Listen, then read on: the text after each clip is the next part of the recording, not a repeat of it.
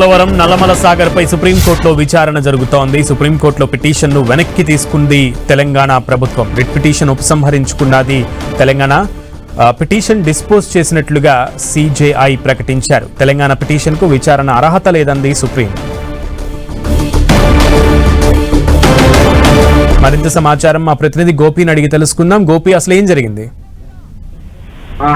సునీల్, ఈ రోజు పోలవరం నల్లచెర్లకు సంబంధించిన ప్రాజెక్టుకు సంబంధించి ఈ విచారణలో భాగంగా రిట్ పిటిషన్ కి అర్హత లేదంటూ కూడా సుప్రీంకోర్టు అభిప్రాయం వ్యక్తం చేయడం జరిగింది. ఇది కేవలం తెలంగాణ, ఆంధ్రప్రదేశ్ రాష్ట్రాలకు సంబంధించిన వివాదం మాత్రమే కాదు, దీనిపైన ఇటు మహారాష్ట్ర, కర్ణాటక కూడా ఈ యొక్క గోదావరి నదీ జలాలపైన ప్రాజెక్టులు ఉన్న నేపథ్యంలో సివిల్ సూట్ వేసుకోవాల్సిందిగా కూడా తెలంగాణ ప్రభుత్వానికి సుప్రీంకోర్టు సూచించడం జరిగింది. అయితే పిటిషన్ ని డిస్మిస్ చేయకుండా డిస్పోజ్డ్ చేస్తూ సుప్రీంకోర్టు తీర్పునివ్వడం జరిగింది. మరోసారి తెలంగాణ ప్రభుత్వము ఇటు సివిల్ సూట్ ను దాఖలు చేయాల్సి ఉంటుంది. దీంట్లో ప్రతివాదులుగా నోటీసులుగా ఇటు మహారాష్ట్ర, కర్ణాటక, ఆంధ్రప్రదేశ్ రాష్ట్రాలకు కూడా నోటీసులు ఇవ్వాల్సిన అవసరం ఉంటుంది. తెలంగాణ అభ్యంతరాలపైన ఇటు 3 రాష్ట్రాలకు కూడా తెలంగాణ ప్రభుత్వము తాము ఎందుకు ఈ ప్రాజెక్టు ని వ్యతిరేకిస్తున్నామో కూడా ఆయా రాష్ట్రాలకు నోటీసులు ఇవ్వాల్సి ఉంటుంది. కాబట్టి ఈ రిట్ పిటిషన్ లో ఈ యొక్క గ్రౌండ్స్ లో ఈ రిట్ పిటిషన్ వల్ల ఉపయోగం లేదు అనేది కూడా సుప్రీంకోర్టు అభిప్రాయాన్ని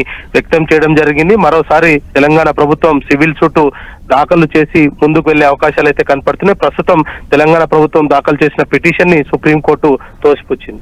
రైట్, ముఖ్యంగా సిజేఐ కీలకమైనటువంటి వ్యాఖ్యలు చేసినట్లుగా తెలుస్తోంది గోపీకృష్ణ. అది ముఖ్యంగా తెలంగాణ పిటిషన్ కు విచారణ అర్హత కూడా లేదని సుప్రీంకోర్టు పేర్కొనడం ఇక్కడ ఎలా చూడాలి? ఖచ్చితంగా ఇది రిట్ పిటిషన్ అంటే అప్పటికప్పుడే అత్యవసరంగా విచారణ జరపాలంటూ కూడా సుప్రీంకోర్టులో తెలంగాణ ప్రభుత్వం పిటిషన్ దాఖలు చేయడం జరిగింది. అయితే ఇది కేవలం అత్యవసరంగా విచారణ చేయాల్సిన కాదు, ఇది మిగతా రాష్ట్రాలకు కూడా ఈ యొక్క పిటిషన్ కి సంబంధించి కూడా వాళ్ళతో కూడా తమ ఆయా రాష్ట్రాల వాదనలు కూడా వినాల్సిన అవసరం ఉంది అన్నది కూడా ముఖ్యంగా సిజేఐ తన అభిప్రాయాన్ని వ్యక్తం చేయడం జరిగింది. సో ఇప్పుడు తెలంగాణ ప్రభుత్వం దాఖలు చేసిన పిటిషన్ లో కేవలం ఇది ఎమర్జెన్సీగా ఈ యొక్క పిటిషన్ ని విచారణ జరుపుతూ ఇటు కేంద్ర ప్రభుత్వానికి అదే విధంగా ఏపీ గవర్నమెంట్ కి కూడా స్టే ఆర్డర్స్ ఇవ్వాలంటూ కూడా ఆ పిటిషన్ లో తెలంగాణ ప్రభుత్వం కోరడం జరిగింది. అయితే ఇది ఆ స్టే కి సంబంధించిన అంశం కాదు, కేవలం తెలంగాణ, ఆంధ్రప్రదేశ్ రాష్ట్రాలకు సంబంధించిన అంశం మాత్రమే కాదు. కాబట్టి ఈ రిట్ పిటిషన్ ద్వారా ఇతర రాష్ట్రాలకు నోటీసులు జారీ చేయలేం. కావున ఖచ్చితంగా మీరు మరోసారి ఇంకో పిటిషన్ తోటి సివిల్ సూట్ దాఖలు చేసుకుంటే మిగతా రాష్ట్రాలకు కూడా నోటీసులు జారీ చేసే అవకాశాలు ఉంటాయి. ఆయా రాష్ట్రాల వాదనలు కూడా వినవచ్చు. కాబట్టి మీరు మరో పిటిషన్ తోటి కోర్టు ముందుకు రావాల్సిందిగా కూడా సిజేఐ సూచించడం జరిగింది. దీంతో పిటిషన్ ని వెనక్కి తీసుకుంటాము, తామే పిటిషన్ ని డిస్మిస్ చేయొద్దు అంటూ కూడా తెలంగాణ ప్రభుత్వ తరపున న్యాయవాది అభిషేక్ మను సంఘి చెప్పడం జరిగింది. సో ఈ పిటిషన్ ను ఈ రోజు డిస్మిస్ చేయడం జరిగింది. మరి మరోసారి తెలంగాణ ప్రభుత్వం సివిల్ సూట్ ను దాఖలు చేసుకొని మరి ఈ పోలవరం బనకచెర్లకు సంబంధించిన అంశము, అదేవిధంగా నల్లచెర్ల సాగర్ కు సంబంధించిన అంశం పైన మరోసారి తన వాదనలు సుప్రీంకోర్టు ముందు వినిపించే అవకాశాలు అయితే ఉంటాయి. సునీల్, రైట్ గోపి, అయితే వాదనలు వినిపించినటువంటి సింఘ్వి కానీ లేదంటే తెలంగాణ ప్రతినిధులు కానీ అక్కడికి వాదనలకి హాజరైనటువంటి వాళ్ళు ఎవరైనా కానీ తదుపరి కార్యాచరణ గురించి తాము ఏం చేయబోతున్నాం అనే దాని గురించి ఏమైనా మీడియాకి అడ్రస్ చేసే అవకాశం ఉందా?